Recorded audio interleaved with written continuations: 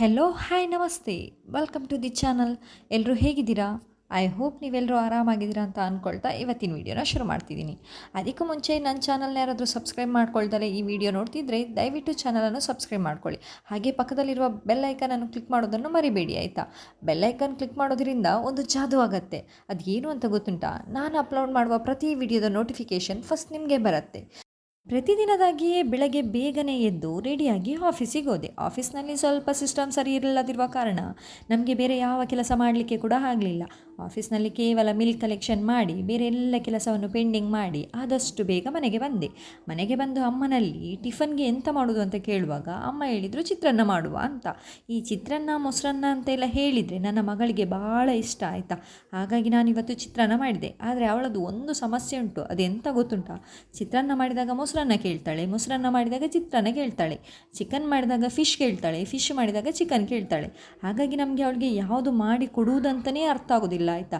ಮತ್ತೊಂದು ಎಂತ ಗೊತ್ತುಂಟಾ? ಈ ಮಕ್ಕಳಿಗೆ ಊಟ ಮಾಡಿಸುವ ಕೆಲಸ ಉಂಟಲ್ಲ, ಅಯ್ಯೋ ಸ್ವಾಮಿ, ಯಾರಿಗೂ ಬೇಡ ಮಾರ್ರೆ ಎಂಥ ಕಷ್ಟದೊಂದು ಪರಿಸ್ಥಿತಿ ಆಯಿತಾ. ಇಡೀ ಮನೆ ಎಲ್ಲ ತಿರುಗಾಡಿಸ್ಕೊಂಡು ಬರ್ತಾಳೆ ಆಯಿತಾ. ನಮಗೆ ಅವಳ ಬೆನ್ನಿಂದೆ ತಿರುಗಿಯೇ ಸಾಕಾಗ್ತದೆ. ಹಾಗಾಗಿ ಈಗ ನಾನು ಎಂತ ಮಾಡೋದು ಗೊತ್ತುಂಟಾ? ಪಕ್ಕದಲ್ಲಿ ಒಂದು ಬೆತ್ತ ಇಟ್ಕೊಂಡು ಕೂತ್ಕೊಳ್ಳೋದು. ಬೆತ್ತದ ಭಯಕ್ಕಾದರೂ 4 ಬಾಯಿ ತಿನ್ನಲಿ ಅಂತೇಳಿ. ಆದರೆ ನಂದು ಒಂದು ರೂಲ್ಸ್ ಉಂಟು, ಅವಳು ತಿನ್ನದೇ ಇರಲಿ, ನಾನು ಮೊಬೈಲ್ ಅಂತೂ ಬಿಲ್ಕುಲ್ ಕೊಡೋದಿಲ್ಲ ಆಯಿತಾ. ಯಾಕೆಂದರೆ ನಾವು ಒಮ್ಮೆ ಅವರು ತಿನ್ನಲಿ ಅಂತೇಳಿ ಮೊಬೈಲ್ ಕೊಟ್ವಿ ಅಂದರೆ ಅವರಿಗೆ ಹಸಿವಾದರೆ ಕೂಡ ಅಲ್ಲಿ ನಾಟಕ ಮಾಡ್ತಾರೆ ಮೊಬೈಲ್ ಕೊಡಲಿ ಅಂತ. ಹಾಗಾಗಿ ನಾನು ಮೊಬೈಲ್ ಅಂತೂ ಖಂಡಿತ ಕೊಡೋದಿಲ್ಲ. ನೋಡಿಲಿ, ಅವಳಿಗೆ ಹೊಟ್ಟೆಗೆ ಕೊಡುವಾಗ ನನ್ನ ಮನೆಯ ಮತ್ತೊಂದು ಮಗು ಕೂಡ ರೆಡಿ ಆಯಿತು ಆಯಿತಾ. ಅವನು ಬೇರೆ ಎಂತ ತಿನ್ನೋದಿಲ್ಲ, ಹಾಲು ಸಹ ಕುಡಿಯೋದಿಲ್ಲ. ಅವನಿಗೆ ಅಂತಲೇ ಫುಡ್ ಉಂಟು, ಅದನ್ನು ಮಾತ್ರ ತಿನ್ನೋದು. ಆದರೆ ಇಲ್ಲಿ ಅವನು ನಮ್ಮಲ್ಲಿ ಬಂದು ಸೇಲೆ ಮಾಡ್ತಾ ಇರೋದು ಆಯಿತಾ. ನನ್ನ ಮಗಳಿಗೆ ಊಟ ಮಾಡಿಸುವಷ್ಟರಲ್ಲಿ ನನಗೆ ಕೂಡ ಜೋರು ಹಸಿವಾಗಲಿಕ್ಕೆ ಶುರುವಾಯಿತು. ಹಾಗಾಗಿ ನನ್ನ ಮಗಳ ತಟ್ಟೆಯಲ್ಲಿಯೇ ನಾನು ಕೂಡ ಟಿಫನ್ ಹಾಕಿಕೊಂಡು ನಾನು ತಿನ್ನಲಿಕ್ಕೆ ಶುರು ಮಾಡಿದೆ. ಅಷ್ಟೊತ್ತಿಗೆ ನನ್ನ ಮಗಳು ಬಂದಳು ಪುನಃ. ಅವಳಿಗೆ ಮತ್ತು ಆ ಚಿಂಟುವಿಗೆ ಆಗುವುದೇ ಇಲ್ಲ ಆಯಿತಾ. ಎಷ್ಟು ಹೊತ್ತಿಗೆ ನೋಡಲಿ ಜಗಳ ಮಾಡ್ತಾನೆ ಇರುವುದು. ಅವನು ಬಂದು ನನ್ನಲ್ಲಿ ಸೇಲೆ ಮಾಡುವಾಗ ಇವಳಿಗೆ ನಂಜೆ ಆಗ್ತದೆ ಆಯಿತಾ. ಹಾಗಾಗಿ ಬಂದು ಅವನಿಗೆ ಕುಟ್ಟಲಿಕ್ಕೆ ಶುರು ಮಾಡ್ತಾಳೆ. ಆದರೆ ಅವನು ಕೇರ್ ಮಾಡೋದಿಲ್ಲ. ಅವನು ನನ್ನನ್ನು ಬಿಟ್ಟು ಆಚೆ ಈಚೆ ಹೋಗೋದು ಇಲ್ಲ. ನೋಡಿ, ಇಲ್ಲಿ ನನ್ನ ಮಗಳ ಚಾಕರಿ ಮುಗೀತು, ಇನ್ನು ನಮ್ಮ ಚಿಂಟುವಿನ ಚಾಕರಿ. ಇವನಿಗೆ ಕೂದಲು ಉದುರಲಿಕ್ಕೆ ಬಾರದು ಅಂತೇಳಿ ಒಂದು ಔಷಧಿ ಕೊಟ್ಟಿದ್ದಾರೆ. ಆ ಔಷಧಿಯನ್ನು ನೋಡಿದರೆ ಎಲ್ಲಿಗೆ ಮಂಗ ಮಾಯ ಆಗ್ತಾನೆ ಅಂತ ಹೇಳಲಿಕ್ಕೆ ಸಾಧ್ಯ ಇಲ್ಲ ಆಯಿತಾ. ಔಷಧಿ ನೋಡಿ ಕೂಡಲೇ ತಪ್ಪಿಸಿಕೊಂಡು ಓಡುದೆ. ನನಗೆ ಇದೇ ಆಗ್ತದೆ ಮಾರ್ರೆ. ಒಂದು ನನ್ನ ಮಗಳನ್ನು ಸುಧಾರಿಸುವುದು, ಮತ್ತೊಂದು ನನ್ನ ಬೆಕ್ಕು ನಾಯಿಯನ್ನು ಸುಧಾರಿಸುವುದು. ನೋಡಿ, ಇಲ್ಲಿ ಔಷಧಿ ಕುಡಿಸಬೇಕಾದ್ರೆ ಎಷ್ಟು ಸರ್ಕಸ್ ಮಾಡಬೇಕು ಅಂತೇಳಿ. ಅವನು ಔಷಧಿ ಕುಡಿಲಿಕ್ಕೆ ಕೇಳುವುದಿಲ್ಲ. ನೋಡಿ ನೋಡಿ ನೋಡಿ ತಪ್ಪಿಸ್ಕೊಳ್ಳಿಕ್ಕೆ ನೋಡೋದು. ಆದರೆ ನಾನು ಬಿಡ್ತೇನಾ? ನಾನು ಖಂಡಿತ ಬಿಡೋದಿಲ್ಲ. ನೋಡಿ, ವಾಮಿಟ್ ಬಂದಾಗೆಲ್ಲ ಮಾಡ್ತಾನೆ ನೋಡಿ ಅವನು ಪ್ರತಿ ಸರ್ತಿ ಇದುವೇ ನಾಟಕ. ಔಷಧಿ ತುಂಬ ಸಿಹಿ ಉಂಟು ಮಾರ್ರೆ, ಆದರೆ ಅವನು ಕುಡಿಲಿಕ್ಕೆ ಮಾತ್ರ ನಾಟಕವೇ ಮಾಡುವುದು. ಅವನು ನಾಟಕ ಮಾಡ್ತಾನೆ ಅಂತೇಳಿ ನಾವು ಬಿಟ್ಟರೆ ಅವನ ಹೆಲ್ತೆ ಅಲ್ಲ ಹಾಳಾಗೋದು. ಹಾಗಾಗಿ ನಾನು ಖಂಡಿತ ಬಿಡುವುದಿಲ್ಲ. ಅಲ್ಲಿ ಅವನಿಗೆ ಔಷಧಿ ಎಲ್ಲ ಕೊಟ್ಟು ಬಂದದ್ದು ನನ್ನ ಗಾಡಿ ತೊಳಿಲಿಕ್ಕೆ ಅಂತ. ಗಾಡಿ ತೆಗೆದುಕೊಂಡ ಸುರುವಿನಲ್ಲಿ ಉಂಟಲ್ಲ, ಸ್ವಲ್ಪ ಕೂಡ ಕೆಸರಾಗಲಿಕ್ಕಿಲ್ಲ. ವಾರಕ್ಕೆ 2 ಬಾರಿ ಅಂತೂ ಗಾಡಿಯನ್ನು ತೊಳಿತಾ ಇದ್ದೆ. ಆಗ ನನ್ನ ಹಸ್ಬೆಂಡೇ ಬೈತಾ ಇದ್ರು, ನೀನೆಂತ ಅದನ್ನು ತೊಳೆದೆ ಕಲ್ಲರೆಲ್ಲ ತೆಗಿತೀಯ ಅಂತ ಕಾಣಿಸ್ತದೆ ಅಂತ. ಅಷ್ಟು ಕೇರ್ ಮಾರ್ರೆ. ಗಾಡಿ ತೆಗೆದುಕೊಂಡು ಒಂದು 6 ತಿಂಗಳಾದ ನಂತರ ಉಂಟಲ್ಲ, ಗಾಡಿಯನ್ನು ತಿಂಗಳಿಗೊಮ್ಮೆ ತೊಳೆಯುವುದೇ ಕಷ್ಟ ಆಗಿದೆ. ನನಗೆ ಟೈಮ್ ಕೂಡ ಸಿಗುವುದಿಲ್ಲ, ಹಾಗೆ ತೊಳಿಲಿಕ್ಕೆ ಉದಾಸೀನ ಕೂಡ ಆಗ್ತದೆ. ಹಾಗಾಗಿ ಈಗ ತುಂಬ ದಿನ ಆಗಿತ್ತು ತೊಳೆಯದೆ. ಇವತ್ತು ಸ್ವಲ್ಪ ಫ್ರೀ ಇದ್ದೆ, ಹಾಗಾಗಿ ಗಾಡಿ ತೊಳೆಯುವ ಅಂತ ಬಂದೆ. ನಾನು ಗಾಡಿ ತೊಳಿಲಿಕ್ಕೆ ಬಂದ ತಕ್ಷಣ ನೋಡಿಯಲ್ಲಿ ನನ್ನ ಮಗಳು ಕೂಡ ರೆಡಿ ಆದಳು. ಅವಳ ಗಾಡಿಯನ್ನು ತೆಗೆದುಕೊಂಡು ಬಂದು ತೊಳಿಲಿಕ್ಕೆ ಶುರು ಮಾಡಿದ್ದಾಳೆ. ಅವಳ ಗಾಡಿಯನ್ನು ವಾರಕ್ಕೆ 2-3 ಬಾರಿ ಅಂತೂ ಖಂಡಿತ ತೊಳಿತಾಳೆ ಆಯಿತಾ. ನಾನೇ ತೊಳೆಯುವುದಿಲ್ಲ, ಅಷ್ಟು ತೊಳಿತಾಳೆ. ಅಷ್ಟೊತ್ತಿಗೆ ನಮ್ಮ ಮನೆಯ ನಾಯಿ ಮರಿಯೋದು ರೆಡಿ ಉಂಟು ನನಗೆ ಉಪದ್ರ ಮಾಡಲಿಕ್ಕೆ. ನನ್ನ ಮಗಳೇ ಇದ್ದಾಳೆ, ಅದರ ಜೊತೆ ಇವರದ್ದು ಬೇರೆ ಉಪದ್ರ. ಎಲ್ಲವನ್ನು ಸಹಿಸಿಕೊಂಡು ನಾನು ಕೆಲಸ ಮಾಡಬೇಕು. ಎಂಥ ಕಷ್ಟದ ಪರಿಸ್ಥಿತಿ ಅಲ್ಲ ನಂದು. ಯಾರಿಗೆ ಹೇಳುವುದಲ್ವಾ ನಮ್ಮ ಪ್ರಾಬ್ಲಮನ್ನು? ನಾವೇ ಅನುಭವಿಸಬೇಕಾಗ್ತದೆ ಅಷ್ಟೇ. ನೋಡಿ, ಇಲ್ಲಿ ನಮ್ಮ ಮನೆ ನಾಯಿ ಮರಿಯ ಕೆಲಸ ನೋಡಿ. ನಾನು ಗಾಡಿ ತೊಳೆಯುವಾಗ ನನ್ನ ಕೈ ಹಿಡಿದು ಎಳೆಯುವುದು, ನನ್ನ ಪ್ಯಾಂಟನ್ನು ಹಿಡಿದು ಎಳೆಯುವುದು, ಎಷ್ಟು ಉಪದ್ರ ಮಾಡ್ತಾಯಿದ್ಲು ಗೊತ್ತುಂಟಾ. ಹೊಡಿಲಿಕ್ಕೆ ಕೂಡ ಮನಸ್ಸು ಬರುವುದಿಲ್ಲ, ಯಾಕಂದರೆ ಚಿಕ್ಕ ಚಿಕ್ಕ ಮಗುವಿನಾಗೆ ಸಾಕಿದ್ದೇವಲ್ಲ, ಹಾಗಾಗಿ ನಮಗೆ ಓಡಿಲಿಕ್ಕೆ ಕೂಡ ಮನಸ್ಸು ಬರೋದಿಲ್ಲ. ನೋಡಿ ನೋಡಿ ಎಷ್ಟು ತರಲೆ ಮಾಡ್ತಾಳೆ ಅಂತೇಳಿ. ಅವರೆಲ್ಲ ಸ್ವಲ್ಪ ಎದುರುವುದು ನನ್ನ ಮಗಳಿಗೆ ಮಾತ್ರ, ಯಾಕಂದರೆ ಅವಳು ಪೆಟ್ಟು ಕೊಡ್ತಾಳೆ. ಹಾಗಾಗಿ ನಾನು ಪೆಟ್ಟು ಕೊಡೋದಿಲ್ಲ, ಹಾಗಾಗಿ ನನ್ನ ಮೇಲೆ ಭಯ ಕೂಡ ಇಲ್ಲ ಅವರಿಗೆ. ಒಮ್ಮೊಮ್ಮೆ ನನಗೆ ಅನಿಸ್ತದೆ, ನಾನು ಇಷ್ಟು ಚಂದ ಗಾಡಿ ತೊಳಿತೇನಲ್ಲ, ಅದನ್ನೇ ಯಾಕೆ ಬಿಸ್ನೆಸ್ ಮಾಡಿಕೊಳ್ಳಬಾರ್ದು ಅಂತ. ಆದರೆ ನನ್ನಿಂದಾಗಿ ಬಾಕಿಯ ಸರ್ವಿಸ್ ಸ್ಟೇಷನ್ ಅವರಿಗೆ ಉಪದ್ರ ಆಗಬಾರ್ದಲ್ಲ ಅಂಥೇಳಿ ಸುಮ್ಮನಿದ್ದೇನೆ ಆಯಿತಾ. ಅಷ್ಟೊತ್ತಿಗಾಗಲೇ ನೋಡಿ ಇಲ್ಲಿ ನನ್ನ ಮಗಳ ಗಾಡಿ ತೊಳೆಯುವ ಬ್ರಷನ್ನು ನಮ್ಮ ಮನೆಯ ನಾಯಿ ಮರಿ ಕೊಂಡೋದದ್ದಾಯ್ತಾ. ಅದನ್ನು ನೋಡಿ ಇವಳು ಕೂಗಲಿಕ್ಕೆ ಶುರು ಮಾಡಿದ್ಲು. ಅವಳು ಸುಮ್ಮನೆ ಬಿಡ್ತಾಳ? ಅವಳು ಪೆಟ್ಟು ಕೊಟ್ಟೆ ಆದರೂ ತಗೊಂಡು ಬರ್ತಾಳೆ. ನೋಡಿ ಅಲ್ಲಿ ಎಳೆದುಕೊಂಡು ಬಂದಾಯ್ತು. ಅವಳಿಗೆ ಕೋಪದಲ್ಲಿ ಎಂತ ಮಾಡಬೇಕಂತ ಗೊತ್ತಾಗಲಿಲ್ಲ. ನಾನು ಆಚೆ ಇದ್ದಿದ್ರೆ ಖಂಡಿತ ಪೆಟ್ಟು ಬೀಳ್ತಾ ಇತ್ತು. ನಾನು ಅಲ್ಲೇ ಇದ್ದೆಲ್ಲ, ಹಾಗಾಗಿ ಖಾಲಿ ಸೋಪಿನ ನೊರೆಯನ್ನು ಹಾಕಿ ಬಂದಳು. ಇನ್ನಲ್ಲಿ ನನ್ನ ಗಾಡಿಗೆ ಒಮ್ಮೆ ಚಂದ ನೀರನ್ನು ಹಿಡಿದು ಗಾಡಿ ಒಣಗಲಿಕ್ಕೆ ಬಿಸಿಲಿಗೆ ಇಡುವ ಅಂತ ಹೊರಟೆ. ಗಾಡಿಯೆಲ್ಲ ತೊಳೆದ ನಂತರ ಹಾಗೆಯೇ ಬಿಟ್ಟು ಹೋಗ್ಲಿಕ್ಕಾಗ್ತದ? ನನ್ನ ಮಕ್ಕಳೆಲ್ಲ ಇದ್ದಾರಲ್ಲ, ನಾವು ನಾಯಿಗಳನ್ನೆಲ್ಲ ಕಾರ್ ಪಾರ್ಕಿಂಗ್ ಹತ್ರ ಕಟ್ಟುವುದಾಯ್ತಾ. ಹಾಗಾಗಿ ನಾವು ಒಂದು ದಿನ ತೊಳೆದಿದ್ದರೂ ಕೂಡ ವಾಸನೆ ಬರ್ತದೆ. ನಾಯಿ ಇದ್ದಲ್ಲಿ ಸ್ವಲ್ಪ ಸ್ಮೆಲ್ ಕೂಡ ಖಂಡಿತ ಬಂದೇ ಬರ್ತದೆ. ಅದಲ್ಲದೆ ಒಂದು ಚಿಕ್ಕ ಮರಿ ಇರುವುದರಿಂದ ಅಲ್ಲಿಯೇ ಮೂತ್ರ ಎಲ್ಲ ಮಾಡ್ತದೆ. ಹಾಗಾಗಿ ನಾನು ದಿನಕ್ಕೊಮ್ಮೆ ಅದನ್ನು ಚಂದ ಸರ್ಪೆಲ್ಲ ಹಾಕಿ ಉಜ್ಜಿ ತೊಳೆದು ಬಿಡ್ತೇನೆ. ಇವತ್ತು ಕೂಡ ನನ್ನ ಗಾಡಿಯೆಲ್ಲ ತೊಳೆದಾದ ನಂತರ ಅದುವೇ ಕೆಲಸ. ನೋಡಿ ನನ್ನ ಮಗಳು ನಾನು ಯಾವ ಕೆಲಸ ಮಾಡಲಿ ಅದರ ಒಟ್ಟಿಗೆ ಬಂದು ಸೇರಿ ಕೆಲಸ ಮಾಡ್ತಾಳೆ. ನಾನು ಕೂಡ ಹಾಗೆ ಬಿಟ್ಟು ಬಿಡ್ತೇನೆ. ಯಾಕಂದರೆ ಈಗಿನಿಂದ ಕಲ್ತದ್ದೇ ಅಲ್ವಾ ದೊಡ್ಡವರಾದ ಮೇಲೆ ಕೂಡ ಬರುವುದು. ಈಗ ನಾವು ಮುದ್ದು ಮಾಡಿ ಕೂರಿಸಿದ್ರೆ ದೊಡ್ಡವರಾದ ನಂತರ ಕೆಲಸ ಮಾಡಿ ಅಂದರೆ ಅವರಿಗೆ ಮಾಡಲಿಕ್ಕೆ ಗೊತ್ತಿರ್ತದ? ಖಂಡಿತ ಗೊತ್ತಿರೋದಿಲ್ಲ. ಹಾಗಾಗಿ ಮಾಡಲಿ ಅಂತ ಸುಮ್ಮನೆ ಆಗಿ ಬಿಡ್ತೇನೆ. ಅವಳು ಕೂಡ ಅದನ್ನು ಎಂಜಾಯ್ ಮಾಡಿ ಮಾಡ್ತಾ ಇದ್ದಾಳೆ. ಈಗ ಕೆಲಸ ಮಾಡ್ತಾಳೆ. ಕೆಲಸ ಮಾಡುವ ಪ್ರಾಯ ಬಂದಾಗ ಎಲ್ಲಿ ಕದ್ದು ಓಡ್ಲಿಕ್ಕುಂಟ ಎಂತ ಅಂತ ಗೊತ್ತಿಲ್ಲ. ಆದರೆ ಈಗ ಎಷ್ಟು ಮಾಡ್ತಾಳೆ ಮಾಡಲಿ ಅಂತ ನಾನು ಸುಮ್ಮನೆ ಆಗಿದ್ದೇನೆ. ಪಾರ್ಕಿಂಗ್ ಹತ್ರ ಎಲ್ಲ ಚೆಂದ ತೊಳೆದಾದ ನಂತರ ಸಿಟೌಟ್ನ ಹಾಗೆ ಬಿಡಲಿಕ್ಕೆ ಆಗ್ತದ? ಬೆಳಗ್ಗೆ ಅಮ್ಮ ಒಮ್ಮೆ ಎಲ್ಲ ಹೊರೆಸಿರ್ತಾರೆ. ಆದರೂ ಕೂಡ ನಾಯಿ ಸ್ವಲ್ಪ ಆಚೆ ಈಚೆ ಎಲ್ಲ ತಿರುಗಾಡಿ ಅದರ ಹೆಜ್ಜೆ ಎಲ್ಲ ಮೂಡಿರುತ್ತೆಲ್ಲ, ಹಾಗಾಗಿ ಅದನ್ನು ತೊಳೆದೇ ಬಿಡುವ ಅಂತೇಳಿ ತೊಳಿಲಿಕ್ಕೆ ಬಂದೆ. ಅಷ್ಟೊತ್ತಿಗಾಗಲೇ ನನಗೆ ಸುಸ್ತು ಕೂಡ ಆಗ್ತಾಯಿತ್ತು. ಆದರೆ ಎಂತ ಮಾಡೋದು, ಹಿಡಿದ ಕೆಲಸ ಅರ್ಧದಲ್ಲಿ ಬಿಡಬಾರ್ದಂತ ಹೇಳಿ ಕೆಲಸವನ್ನು ಮೆಲ್ಲನೆ ಮಾಡ್ತಾ ಇದ್ದೆ. ಅಷ್ಟೊತ್ತಿಗೆ ನನ್ನ ಮಗಳ ತರಲೆ ಕೂಡ ಜೋರಾಗ್ತಾಯಿತ್ತು. ನನಗೆ ಕೋಪ ಕೂಡ ಬರ್ತಾಯಿತ್ತು. ಹಾಗಾಗಿ ಅವಳಿಗೆ ಒಂದೊಂದೇ ಕೆಲಸ ಹೇಳಿ ಕಳಿಸ್ತಾ ಇದ್ದೆ.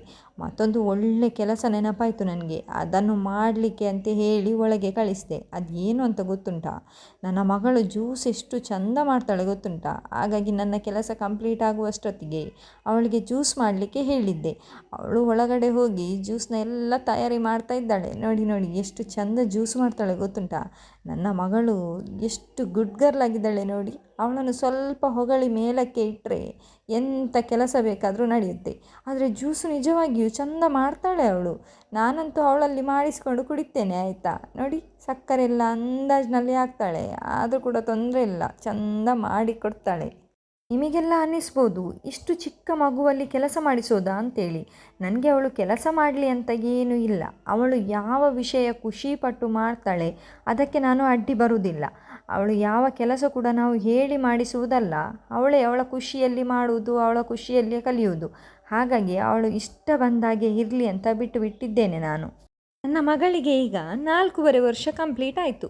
ಆದರೆ ನನಗೆ ಒಮ್ಮೊಮ್ಮೆ ಅನಿಸ್ತದೆ ನಾನು ಅವಳ ಅಮ್ಮವ ಅಥವಾ ಅವಳು ನನ್ನ ಅಮ್ಮವ ಅಂತೇಳಿ. ನಾನು ಅವಳನ್ನು ಕೇರ್ ಮಾಡುವುದಕ್ಕಿಂತ ಜಾಸ್ತಿ ಅವಳು ನನ್ನನ್ನು ಕೇರ್ ಮಾಡ್ತಾಳೆ. ನೋಡಿ ನೋಡಿ ಈಗ ಕಳ್ಳಿ ಜ್ಯೂಸ್ಗೆ ಐಸ್ ಹಾಕುವ ಬದಲು ತಾನು ಕೂಡ ತಿಂತಾ ಇದ್ದಾಳೆ. ತಿನ್ನುವುದಷ್ಟೇ ಅಲ್ಲ ನೋಡಿ, ನಾನು ನೋಡ್ತಿದ್ದೇನೆ ಅಂತೇಳಿ ಡ್ಯಾನ್ಸ್ ಕೂಡ ಮಾಡಿ ನನ್ನನ್ನು ಮಂಗ ಮಾಡ್ತಾ ಇದ್ದಾಳೆ. ಅದಾದ ನಂತರ ಜ್ಯೂಸೆಲ್ಲ ಕುಡಿದು ಹೊರಗೆ ಬಂದಾಗ ನನ್ನ ಅಮ್ಮ ಇಲ್ಲಿ ಅಕ್ಕಿಯನ್ನು ತೊಳೆದು ಒಣಗಾಕ್ತಾ ಇದ್ದಾರೆ. ಯಾಕೆ ಅಂತೇಳಿ ಆಲೋಚನೆ ಮಾಡ್ತಾ ಇದ್ದೀರಾ? ಅದು ಎಂತ ಇಲ್ಲ ಮಾರ್ರೆ, ನನ್ನ ಅಮ್ಮ ಅಕ್ಕಿಯನ್ನು ಚಂದ ಮಾಡಿ ವಾಶ್ ಮಾಡಿ 2-3 ದಿವಸ ಬಿಸಿಲಿನಲ್ಲಿ ಒಣಗಿಸಿ ಮಿಕ್ಸಿಯಲ್ಲಿ ಪುಡಿ ಮಾಡಿ ಇಟ್ಕೊಳ್ತಾರೆ. ಅದನ್ನು ನಾವು ಬೇಕಾದಾಗ ಕಡುಬು ಮಾಡಿ ತಿಂತೇವೆ. ರವೆ ಕಡುಬಿನ ಜೊತೆಗೆ ಕಾಯಿ ಚಟ್ನಿ, ವಾವ್ ಎಂಥ ಒಳ್ಳೆ ಕಾಂಬಿನೇಷನ್ ಗೊತ್ತುಂಟಾ? ತಿನ್ನಲಿಕ್ಕೆ ಭಾರಿ ಟೇಸ್ಟಾಗಿರ್ತದೆ. ಮುಂದೊಂದೇ ದಿನ ನಾನು ರವೆ ಕಡುಬಿನ ರೆಸಿಪಿಯನ್ನು ಕೂಡ ಹಾಕ್ತೇನೆ ಆಯಿತಾ. ಅಲ್ಲಿಂದ ಬಂದು ನಾನು ಫ್ರೆಶ್ ಆಗಿ ಸ್ನಾನ ಮಾಡಿ ಬಂದು ಬಾಕಿ ಉಳಿದಿರುವಂಥ ಕೆಲಸವನ್ನು ನೋಡಿದೆ. ಎಲ್ಲಿ ನೋಡಿದರೂ ಕೂಡ ಕೆಲಸವೇ ಕಾಣಿಸ್ತದೆ ಮಾರ್ರೆ. ನನಗೆ ಅಂತೂ ತಲೆ ಹಾಳಾಗಿ ಹೋಗ್ತದೆ. ಇದೆಂಥ ಪ್ರಪಂಚದಲ್ಲಿರುವ ಕೆಲಸ ಎಲ್ಲ ನನಗೊಬ್ಬಳಿಗೆ ಸಿಗುವುದಾ ಅಂತ ಅನಿಸ್ಲಿಕ್ಕೆ ಕೂಡ ಶುರುವಾಗ್ತದೆ. ಒಮ್ಮೊಮ್ಮೆ ಜೀವನದಲ್ಲಿ ಜಿಗುಪ್ಸೆ ಕೂಡ ಬರ್ತದೆ ಆಯಿತಾ, ಈ ಕೆಲಸ ಮಾಡಿ ಮಾಡಿ ಮಾಡಿ. ಆದರೆ ಎಂತ ಮಾಡೋದು, ನಮ್ಮ ಮನೆಯ ಕೆಲಸ ಮಾಡಲಿಕ್ಕೆ ಬೇರೆ ಯಾರು ಬರ್ತಾರೆ ಅಲ್ವಾ? ನಮ್ಮ ಕೆಲಸ ನಾವೇ ಮಾಡಬೇಕಾಗ್ತದೆ. ಹಾಗಾಗಿ ನಾನು ವಾಶ್ ಮಾಡಿ ಇಟ್ಟಂಥ ಬಟ್ಟೆನೆಲ್ಲ ಚಂದ ಫೋಲ್ಡ್ ಮಾಡಿ ತಂದು ಗೋಡ್ರೇಜ್ನಲ್ಲಿ ಇಡ್ತಿದ್ದೇನೆ. ಇಲ್ಲದಿದ್ದರೆ ಒಂದು 2 ನಿಮಿಷ ನಾನು ಹಾಗೆ ಇಟ್ಟು ಹೊರಗಡೆ ಹೋಗಿ ಬರುವಂತ ಹೋದರೆ ಪುನೊಮ್ಮೆ ಫೋಲ್ಡ್ ಮಾಡುವಂತಹ ಕೆಲಸವನ್ನು ತಯಾರು ಮಾಡಿ ಇಟ್ಟಿರ್ತಾಳೆ ನನ್ನ ಮಗಳು. ನಾನು ಎಷ್ಟು ಮನೆಯನ್ನು ಕ್ಲೀನ್ ಮಾಡ್ತಾ ಬರ್ತೀನೋ ಅಷ್ಟೇ ಗಲೀಜು ಮಾಡ್ಕೊಂಡು ಬರ್ತಾಳೆ ನನ್ನ ಮಗಳು. ನಾನು ವಾರಕ್ಕೆ ಒಮ್ಮೆ ನಮ್ಮ ಬೆಡ್ ಕವರ್ ಹಾಗೆ ಸೋಫಾ ಕವರ್ ಕರ್ಟನ್ ಇದನ್ನೆಲ್ಲ ತೆಗೆದು ವಾಶ್ ಮಾಡಲಿಕ್ಕೆ ಹಾಕ್ತೇನೆ. ಯಾಕಂದರೆ ಮನೆಯಲ್ಲಿ ಮಗು ಇರೋದರಿಂದ ನಾವು ಎಷ್ಟು ಕ್ಲೀನಾಗಿ ಮನೆಯನ್ನು ಇಟ್ಕೊಳ್ತೀವಿ ಅಷ್ಟು ಒಳ್ಳೆಯದು. ಇಲ್ಲದಿದ್ದರೆ ಅವರ ಆರೋಗ್ಯದಲ್ಲಿ ಕೂಡ ಸಮಸ್ಯೆ ಕಾಣಿಸ್ತದೆ ಅಲ್ಲ. ಹಾಗಾಗಿ ನಾನು ಎಲ್ಲ ಬೆಡ್ ಕವರನ್ನು ತೆಗೆದು ವಾಶ್ ಮಾಡಲಿಕ್ಕೆ ಹಾಕಿ ಈಗ ಹೊಸತು ಬೆಡ್ ಕವರನ್ನು ಹಾಕ್ತಾ ಇದ್ದೇನೆ. ಅಲ್ಲಿ ಕೂಡ ನನ್ನ ಮಗಳ ಹೆಲ್ಪ್ ಮಾಡ್ತೇನೆ ಅಂತ ಬಂದು ಮಾಡುವ ಕೆಲಸ ನೋಡಿ, ಸ್ವಲ್ಪ ಹೆಲ್ಪ್ ಕೂಡ ಮಾಡಿದ್ದಾಳೆ, ಪಿಲ್ಲೋ ಕವರೆಲ್ಲ ಹಾಕಿ ಕೊಟ್ಟಿದ್ದಾಳೆ. ಆದರೂ ಕೂಡ ನನಗೆ ಕೆಲಸ ಮಾಡುವಾಗ ಅಡ್ಡಡ್ಡ ಬಂದರೆ ಕೋಪನೇ ಬರ್ತದೆ. ಯಾಕಂದರೆ ನನ್ನ ಕೆಲಸ ಇನ್ನೂ ಕೂಡ ತಡ ಆಗ್ತದೆ ಅಲ್ಲ ಅಂತ. ನನಗೆ ಹೆಚ್ಚು ಟೈಮ್ ಇರೋದಿಲ್ಲಲ್ಲ, ಪುನಃ ಸಂಜೆ ಎದ್ದು ನಾನು ಆಫೀಸ್ಗೆ ಹೋಗಬೇಕಾಗ್ತದೆ. ಹಾಗಾಗಿ ಆದಷ್ಟು ಬೇಗ ಬೇಗ ಕೆಲಸ ಮುಗಿಸುವ ಅಂಥೇಳಿ ನೋಡೋದು. 2 ರೂಮ್ನದ್ದು ಬೆಡ್ ಕವರೆಲ್ಲ ಚೇಂಜ್ ಮಾಡಿ ಎಲ್ಲ ಕ್ಲೀನ್ ಮಾಡಿ ಹೋಗುವಾಗ ನನಗೆ ಸಾಕಾಗಿ ಹೋಗ್ತದೆ ಆಯಿತಾ. ನನಗೆ ಎಷ್ಟು ತರಲೆ ಮಾಡಲಿಕ್ಕೆ ಸಾಧ್ಯ ಉಂಟು ಅಷ್ಟು ತರಲೆ ಮಾಡಿ ಆ ರೂಮಿನಿಂದ ಓಡಿ ಹೋದವಳು ಎಲ್ಲಿ ಹೋದಳು ಅಂತ ನೋಡುವ ಅಂತ ಬಂದರೆ ಮತ್ತೊಂದು ರೂಮ್ನಲ್ಲಿ ಗೋಡ್ರೇಜ್ನ ಒಳಗೆ ಕೂತಿದ್ದಾಳೆ. ಎಂಥ ಅವಸ್ಥೆ ಮಾರ್ರೆ, ಇವಳನ್ನು ನೋಡ್ಕೊಳ್ಳಿಕ್ಕೇ ಒಂದು ಜನ ಬೇಕು ಆಯಿತಾ. ನೋಡಿ ಈ ರೀತಿ ಮಾಡ್ತಾಳೆ. 1 ನಿಮಿಷ ನಾನು ಆಚೆ ಈಚೆ ಆದರೆ ನನ್ನ ಮಗಳಿಗೆ ಸ್ವಲ್ಪ ಜೋರು ಮಾಡಿ ಅಲ್ಲಿಂದ ಹೊರಗಡೆ ಕಳಿಸಿ ಗೋಡ್ರೇಜ್ಗೆ ಲಾಕ್ ಮಾಡಿ ನಾನು ಕೂಡ ಹೊರಗಡೆ ಬಂದೆ. ಇನ್ನು ಅವಳ ಜೊತೆಯಲ್ಲಿಯೇ ಕೂತ್ಕೊಂಡ್ರೆ ನನ್ನ ಕೆಲಸ ಕೂಡ ಪೆಂಡಿಂಗ್ ಆಗ್ತದೆ. ಪುನಃ ನನಗೆ ಸಂಜೆ ಕೆಲಸಕ್ಕೆ ಹೋಗಬೇಕಾಗಿದ್ದರಿಂದ ನನ್ನ ಕೆಲಸ ಎಷ್ಟು ಬೇಗ ಆಗ್ತದೋ ಅಷ್ಟು ಬೇಗ ಮುಗಿಸಿ ಸ್ವಲ್ಪ ರೆಸ್ಟ್ ಮಾಡುವ ಅಂಥೇಳಿ ಅಂದುಕೊಂಡೆ. ಆದರೆ ಎಷ್ಟು ಕೆಲಸ ಮಾಡಿದರೂ ಕೂಡ ಮುಗಿಯುವುದೇ ಇಲ್ಲ ಆಯಿತಾ. ಸೋಫಾಕ್ಕೆ ಕವರೆಲ್ಲ ಹಾಕಿದ ನಂತರ ಒಮ್ಮೆ ಮನೆಯನ್ನೆಲ್ಲ ಗುಡಿಸುವ ಅಂಥೇಳಿ ಗುಡಿಸಲಿಕ್ಕೆ ಹೊರಟೆ. ಅಷ್ಟೊತ್ತಿಗಾಗಲೇ ನನಗೆ ಹಸಿವು ಕೂಡ ಜೋರಾಗಿ ಆಗ್ತಾಯಿತ್ತು. ಅಡುಗೆ ಕೋಣೆಯಿಂದ ಒಳ್ಳೆ ಸ್ಮೆಲ್ಲು ಕೂಡ ಬರ್ತಾಯಿತ್ತು. ಆ ಸ್ಮೆಲ್ ಕೇಳಿ ತಡೆಯೋಕ್ಕೆ ಆಗದಲೇ ಬೇಗ ಬೇಗ ಕಸ ಗುಡಿಸಿ ಸೀದಾ ಅಡುಗೆ ಕೋಣೆಗೆ ಬಂದೆ. ಅಡುಗೆ ಕೋಣೆಗೆ ಬಂದು ನೋಡುವಾಗ ಅಮ್ಮನ ದಾಲ್ ಸಾರು ಕೂಡ ರೆಡಿಯಾಗಿತ್ತು. ಇದುವೇ ಒಳ್ಳೆ ಪರಿಮಳ ಬರ್ತಾಯಿತ್ತು. ಹಾಗೆ ಇಲ್ಲಿ ಒಂದು ಕಡೆ ಕುಸಲಕ್ಕಿ ಅನ್ನ ಕೂಡ ರೆಡಿಯಾಗಿತ್ತು. ಹಾಗೆ ಇಲ್ಲಿ ನೋಡಿ, ವಾವ್, ಕಬಾಬ್ ಕೂಡ ರೆಡಿಯಾಗಿತ್ತು ಮಾರ್ರೆ. ಇದುವೇ ನಮಗೆ ಒಳ್ಳೆ ಸ್ಮೆಲ್ ಬರ್ತಾ ಇದ್ದಿದ್ದು. ಅಲ್ಲಿಂದ ಸೀದಾ ಹಾಲ್ಗೆ ಬಂದು ಟಿ ವಿಯನ್ನು ಆನ್ ಮಾಡಿದೆ. ಅಷ್ಟೊತ್ತಿಗಾಗಲೇ ಶಾಂತಂ ಪಾಪಂ ಕೂಡ ಬರ್ತಾಯಿತ್ತು. ಅದನ್ನು ನೋಡ್ತಾ ಸ್ವಲ್ಪ ರಿಲ್ಯಾಕ್ಸ್ ಮಾಡುವ ಅಂತ ಅಂದ್ಕೊಂಡೆ. ಅಷ್ಟೊತ್ತಿಗಾಗಲೇ ಅಮ್ಮ ಕೂಡ ಊಟ ಹಾಕಿ ತಂದುಕೊಟ್ರು. ಶಾಂತಂ ಪಾಪಂ ನೋಡ್ತಾ ನೋಡ್ತಾ ಊಟ ಕೂಡ ಶುರು ಮಾಡಿದೆ. ಸರಿ, ಹಾಗಾದರೆ ಇವತ್ತಿನ ವಿಡಿಯೋ ಇಲ್ಲಿಗೆ ಮುಗಿಸ್ತಿದ್ದೇನೆ ಆಯಿತಾ.